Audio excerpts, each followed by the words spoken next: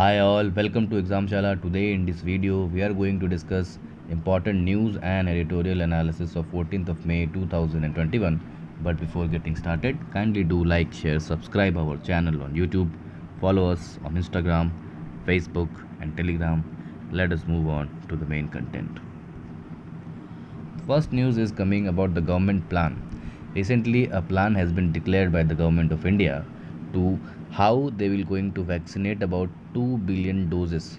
So a 2 billion strategy Bharat सरकार ने ये डिटेल दी है कि किस तरह से आने वाले समय में हम 2 बिलियन वैक्सीन डोजेस अलग अलग कंपनियों के वैक्सीन डोजेस का प्रोक्योरमेंट भी करेंगे और उनको लगवाई भी जाएगी और किस तरह से कहाँ से आएगी, तो उस चीज़ को हम एक बार देख लेते हैं। तो फर्स्ट इज सबसे ज़्यादा 75 करोड़ डोजेस के आसपास, जो 2 बिलियन में से यानी 200 करोड़ के आसपास में से 75 crore doses will be from Covishield, जिसमें से 11 करोड़ डोजेस मई और जुलाई तक अवेलेबल होंगी और हो चुकी होंगी अब तक की जितने हुए, that is from the January 2021 till May and July 11 crore has been done from Covaxin which is done by Bharat biotech.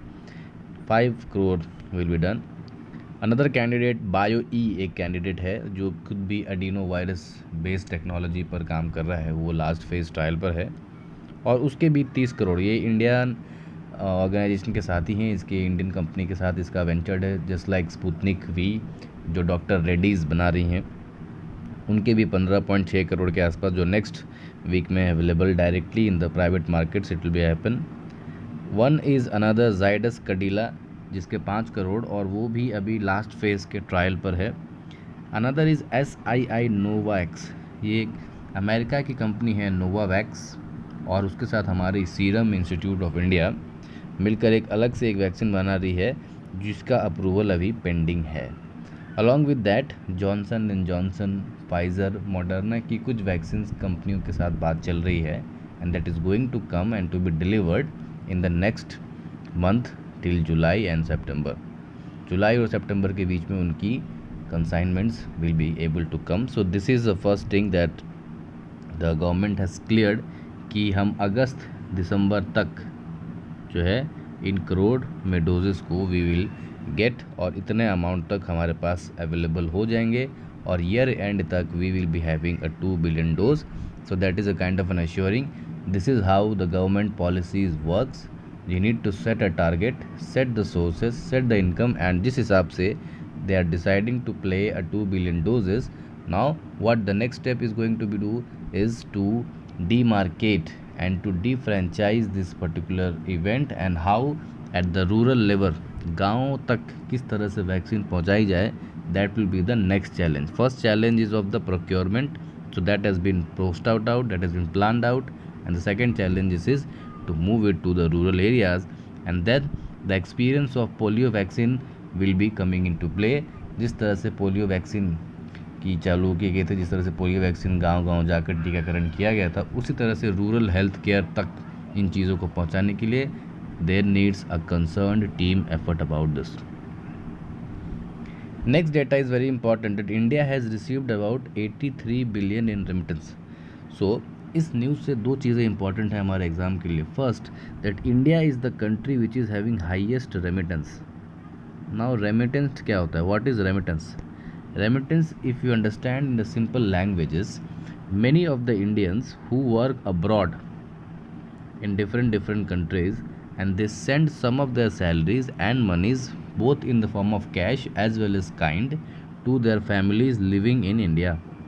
So based on these money in cash and kind, amount is calculated and it had been seen that 83 billion dollar has been per year। तो इस साल का जो value आई है that is 83 billion dollar, जो कि पिछले साल के कंपैरिजन में 0.2% कम है। So there are two things, one the remittance, international remittance has been decreasing and India is having the highest remittance country and the second is China then Mexico. And remittance में भी सबसे ज़्यादा remittance हमारी आती है Saudi Arabia, UAE and USA, then after UK। Another is कौन सी organisation इस डेटा को कंपाइल करती है? So that data is compiled by World Bank migration and development brief. So it is compiled by World Bank. World Bank की एक division है migration and development brief. This organisation compares, calculates and manipulates in instantiating the data, proposes every year what amount of remittances a country is getting, or indirectly how many personnel of a different country are working in the workforce of different different areas, different regions of the world, and what is the presence of the diasporic presence of India and other countries. So based on that, there are three important countries. The top three remittance getting countries are India, China and Mexico, and then India is the toppest. and India में सबसे ज़्यादा remittance कहाँ से आता है? Saudi Arabia, UAE and USA. Now moving on to the article section, there are two important articles related to one another. First is the vaccination crisis. Now as we have seen कि there has been a crisis in the vaccination because the population is very much and the production rate is low. So what is happening कि states government अलग अलग राज्य सरकारें, क्योंकि आपको पता है कि जितना भी अभी जो रूल है कि जितना वैक्सीन प्रोड्यूस होगा उसका 50% तो केंद्र सरकार यानी कि सेंट्रल गवर्नमेंट अपने पास रखेगी, बाकी के 50% में स्टेट गवर्नमेंट लेंगे और फिर प्राइवेट बॉडीज़ को मिलने वाली है.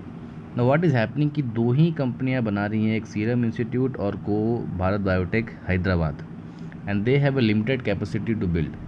सो what is going to happen कि there has been a clash और demand clashing between the states. Center and states के बीच में देयर बीन रश कि you are not getting us vaccine, you are not giving us vaccine, especially by the states ruled by the opposition parties. What is happening that states are putting international demand in the international market. State जो है वो international market में अलग अलग vaccine के demand रख रहे हैं. नाउ इससे प्रॉब्लम क्या है? So there are two kinds of problem. First problem is कि भारत के स्टेट्स अपने ही दो स्टेट्स इंटरनेशनल मार्केट में कंपटीशन करेंगे. अब जाहिर सी बात है कि जिसको कंसाइनमेंट पहले चाहिए उसको वैक्सीन के प्राइस के अलावा भी कुछ और खर्चा करना पड़ेगा. वो कंपनी उसको कंसाइनमेंट पहले देगी जो ज़्यादा बोली लगाएगा, ज़्यादा पैसे देगा, more money and more preferences.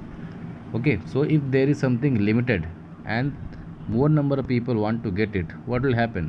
The price will increase and the state governments will have to pay.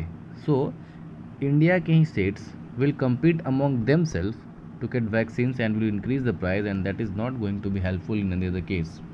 So what the authors are preparing or they are advising in the other way that state governments को एक consortium बनाना चाहिए. State government should make an organization of themselves and then they should order.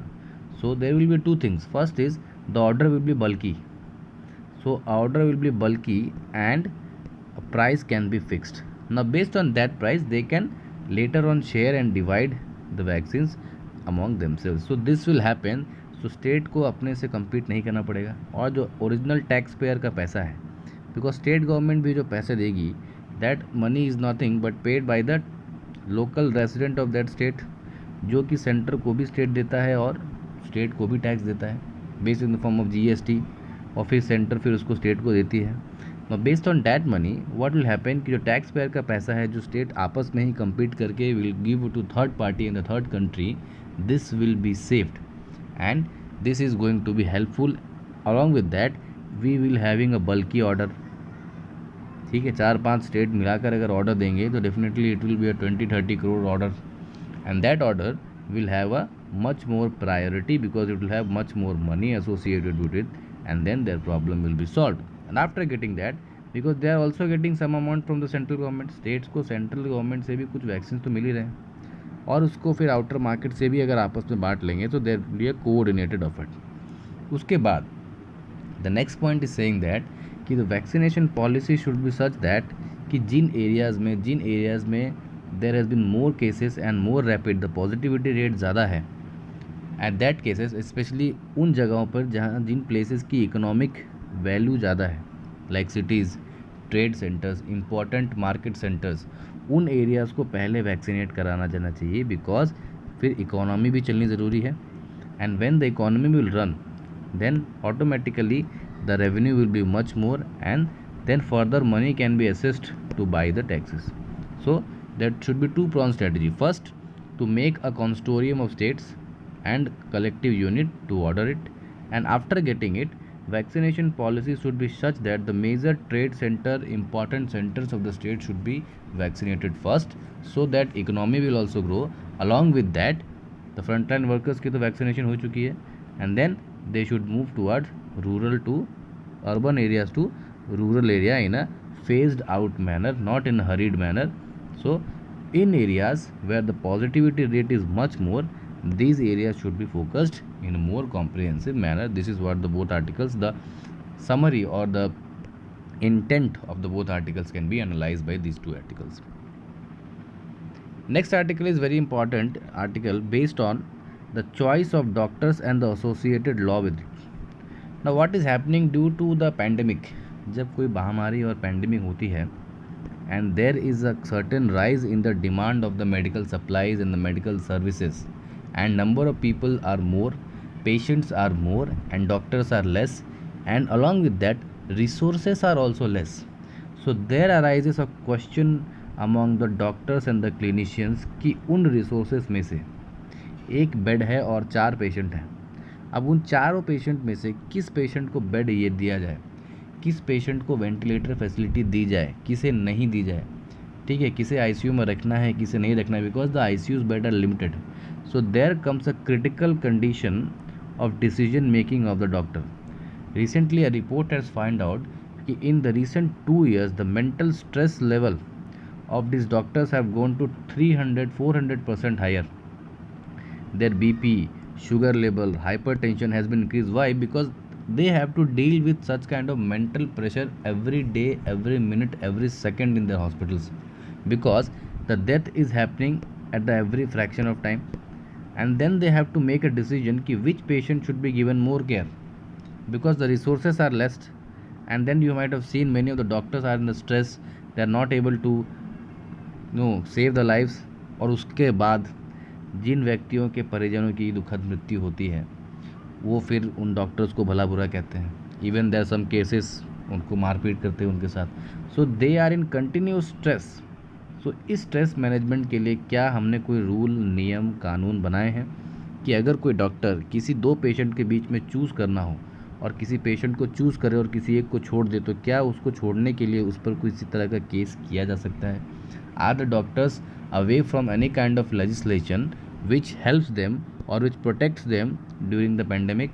And if not, then what is the practice that is been going all around the world, and what India needs to accept from these practices, that we need to understand. So the decision to give scarce resources to one patient instead of another requires a basic consideration thinking. यानी कि किसी एक व्यक्ति को, किसी एक patient को अगर 3-4 resources available नहीं है, some resources available and then lots of number of patients, so which patient should be given what amount of resource, किस patient को किस तरह के resources और services देने की ज़रूरत है, that requires a lot of consideration. यानी कि बहुत सारा सोच विचार उसमें लगता है, बहुत सारी planning, बहुत सारी thinking उसमें जाती है. How does, किस तरह से एक क्लिनिशियन ये डिटरमाइन करता है कि किस पेशेंट को ट्रीट करना है और किसको नहीं करना है, और that is the question of legal, ethical as well as moral duties.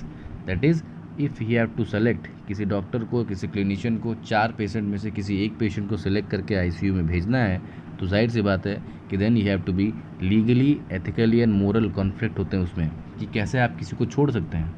अगर द बेसिक लॉ इज़ कि जिस व्यक्ति की जान बचने की ज़्यादा संभावना है, those who can recover fast should be given the medical supply, those who able to recover, those who are having the highest probability of getting recovered to save life will be given the resources. Along with that, if there are 2 categories of person and one is at a higher risk of not getting damaged and one is a person of a national importance, so if they have to choose between a soldier and a common man, then a soldier must be chosen.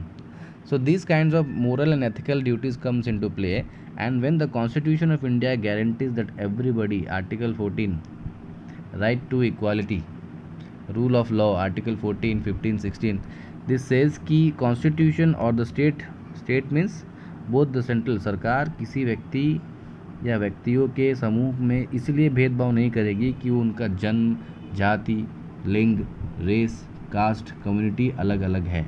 Now since constitution guarantees the right to equality to every citizen, how can doctors select a one person among the three persons to get treated? So there comes a question of practical solution. वहाँ पर legal action नहीं, वहाँ पर moral और ethical भी नहीं, वहाँ एक टर्म आता है प्रैक्टिकल और रैशनैलिटी, यानी रिसोर्स का उस व्यक्ति के लिए या उस व्यक्तियों के समूह के लिए यूज़ किया जाना चाहिए जिस पर उसका सबसे ज़्यादा अच्छा असर हो, जिसका रिज़ल्ट सबसे अच्छा आ सकता हो, और जो एंड पर्सन है वो नेशनल इम्पोर्टेंस या उस व्यक्ति की समाज और देश को ज़्यादा ज़रूरत हो, वो चीज़ों को सोचना. At that time it is very very difficult for the clinicians, and what parameters must be taken into consideration to save different human lives. And there arises a question कि किसी 3 बच्चे के पिता को मेडिकल सप्लाई या ventilator supply मिलनी चाहिए या किसी बूढ़ी विधवा माता जी को. ये डिसीजन उनको रोज़ लेना पड़ रहा है, और that is why they are having continuous mental stress. Along with that उन्हें ये डर भी होता है कि अगर कोई व्यक्ति इस चीज़ में छूट गया और उसकी डेथ हो जाती है तो फिर उन पर कोई लीगल क्लेम ना हो जाए, उनके परिवारजन ये ना कहे कि इन्होंने छोड़ दिया, इसने मार दिया, डॉक्टर ने मार दिया, because doctor has the same limited resources and if he have to select then he will select the most practical case. But when he is leaving somebody else, जब किसी व्यक्ति को छोड़ा जा रहा है, then it is very difficult, and doctors के पास, क्लिनिशियन के पास, हेल्थ केयर सर्विसेज के पास एक ऐसा लीगल फ्रेमवर्क होना चाहिए that their life should be saved.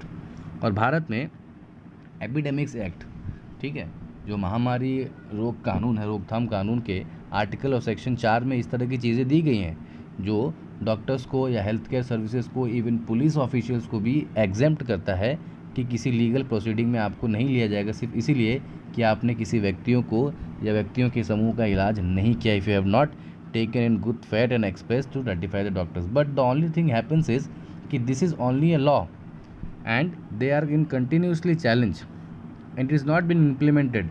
Many of the cases has been seen that the relatives of those patients who have died or were in the civil conditions continuously harass the doctors and the medical staffs, and this is not a very good atmosphere, not very good a promoting atmosphere for doctors and medical caregivers because of their mental health.